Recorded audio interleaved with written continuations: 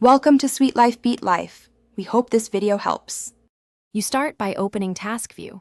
Press Win plus Tab to reveal your current desktops and open windows. Once Task View appears, click New Desktop, the plus, to create a fresh virtual desktop. This isolates apps and reduces clutter.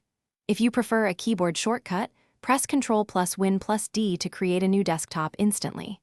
Make sure to name or mentally assign a purpose to the new desktop so you know what to open there. This small habit saves time when switching later.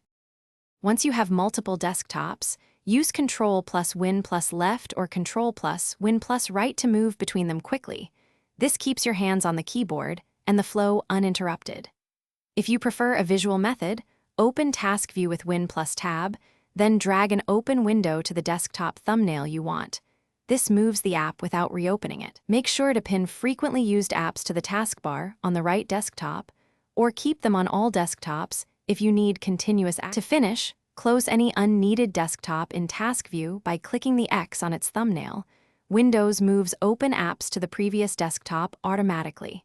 You can also press Ctrl plus Win plus F4 to close the desktop you're on without touching Task View.